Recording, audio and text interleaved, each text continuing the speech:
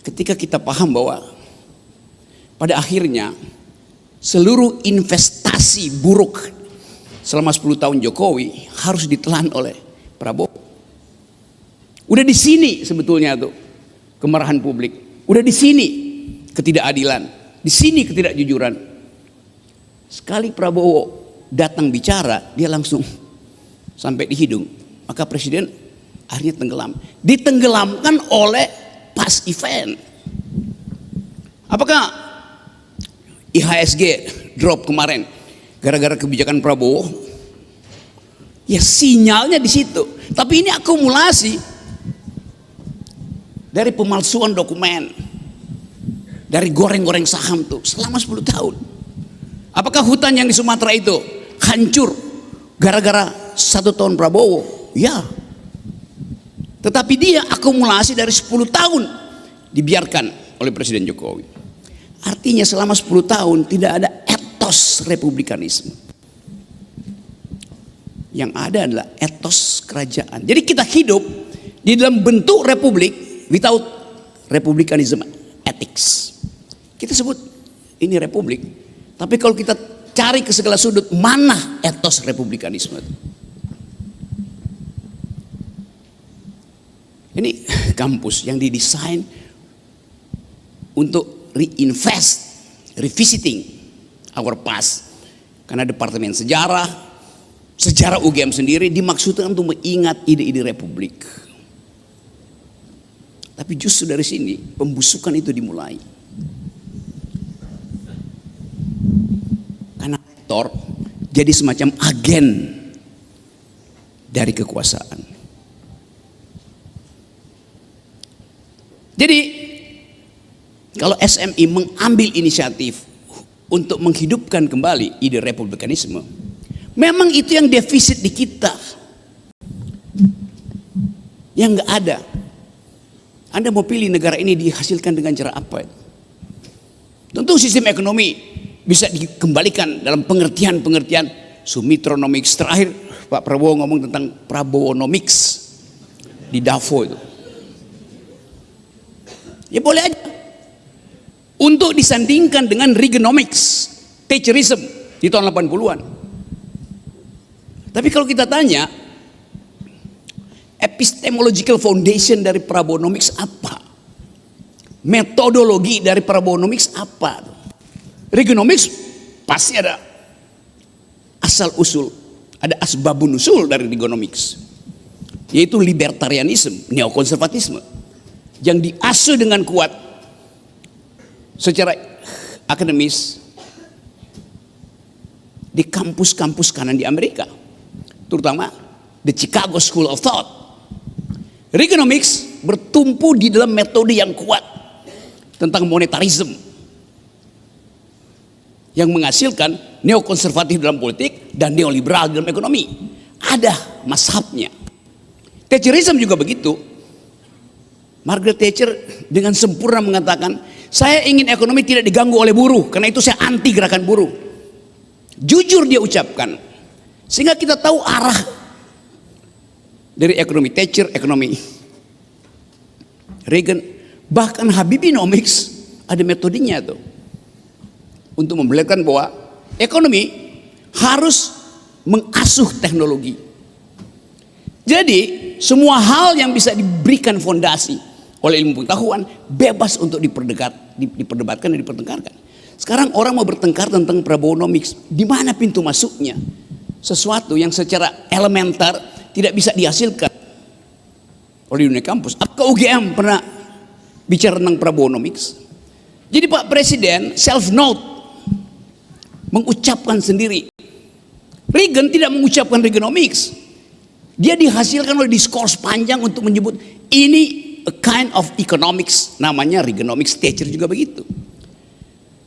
Jadi kita mulai melihat bahwa keinginan presiden untuk memperlihatkan postur dia di dunia internasional tidak di backup oleh tradisi akademiks. Padahal beliau di belakang rumahnya Kertanegara itu, juga di Hambalang, itu buku semua tuh.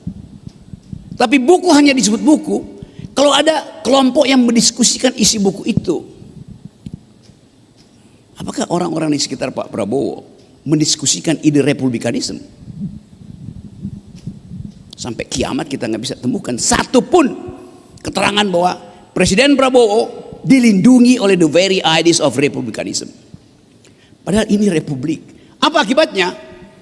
Yang kita lihat sehari-hari, ada infrastruktur republik, yaitu bentuk negara, tetapi instalasi di dalamnya adalah feodalisme, rasisme, protofasisme. Kita mulai mengasuh kampus ini melalui praktek dan teori tentang republikanisme. Satu waktu mungkin akan ada orang yang menilai bahwa teman-teman SMI mengambil risiko di tengah kepongahan politik hari-hari ini. Kita nggak lihat talk show yang isinya ada perdebatan intelektual. Kita tidak lihat ucapan-ucapan para pejabat itu berbasis pada upaya untuk mempertajam visi republikanisme. Dan ini akan berakibat pada pesimisme jangka panjang, kehilangan harapan.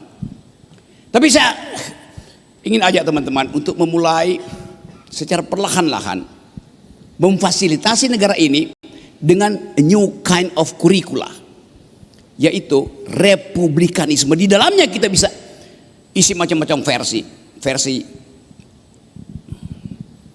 ekosipasi yang ditulis sebagai dalil oleh Profesor Robert, versi hukum progresif yang diperjuangkan oleh Uceng. Jadi inti dari kita berkumpul di sini adalah untuk connecting the dot of republicanism yang ada di Universitas Hatta, yang ada di Universitas Samratulangi, yang ada di Hasanuddin tuh. Kita ingin bikin koneksi itu, the web of intellectual. Tanpa ide itu, kita cuma marah tiap hari itu. Semua orang marah ke semua arah. Marah ke semua arah artinya marah tanpa arah. Kita ingin marah karena kita punya arah, yaitu republikanisme. Jadi sekali lagi kita bisa bikin kurikulum, metodologi bisa kita persiapkan.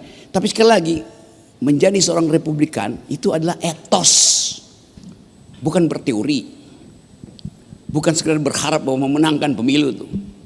Jadi tanpa republikanisme tidak ada yang namanya NKRI itu. Apalagi tambahin NKRI harga mati itu. Di harga berapa NKRI mati kalau tidak ada republikanisme? Ini tradisi baik yang tidak dilakukan di partai politik.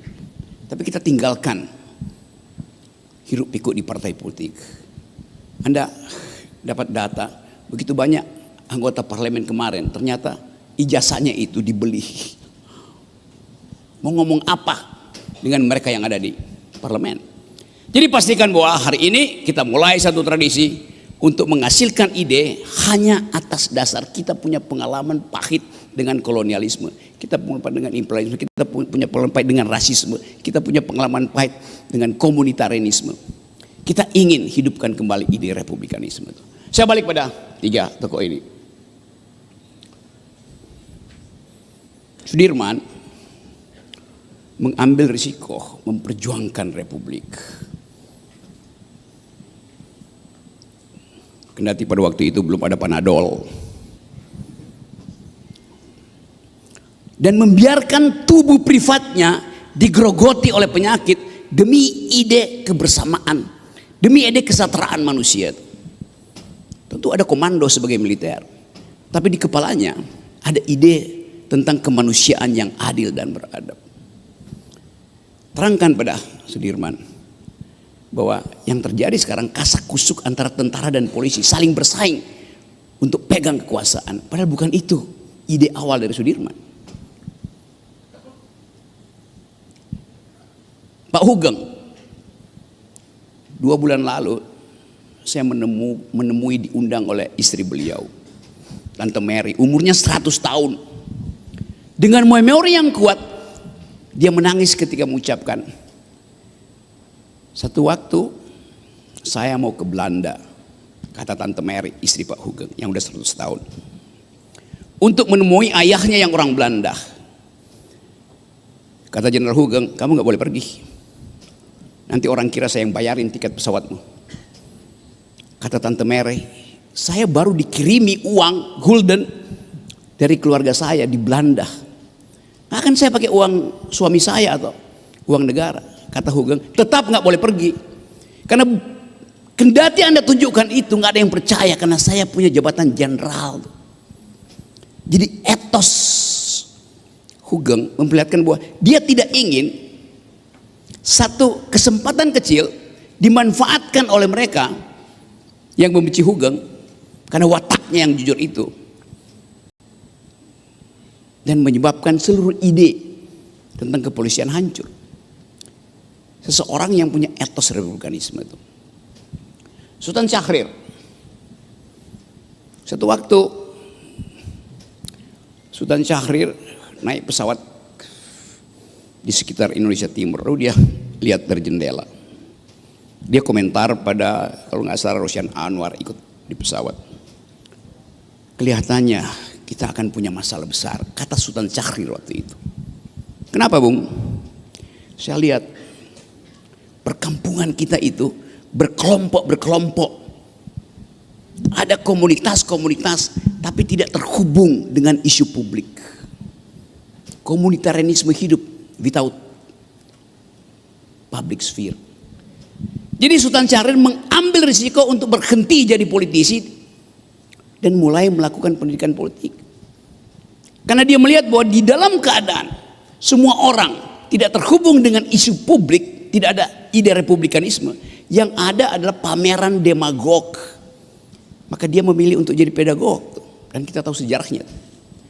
Jadi kita lihat betapa etos republikanisme adalah pilihan otentik dengan resiko eksistensial. Sekarang Anda ajukan pertanyaan, siapa dari 100 Menteri Prabowo yang do speak republikanisme dalam pengertian etos dari 3 referensi kita hari ini? Kita bisa perlebar referensinya. Tapi kita mau mulai menutup kecemasan kita tadi. Kita bukan orang-orang yang pesimis, juga bukan orang-orang yang optimis. Kita orang-orang yang determinis. Terima kasih.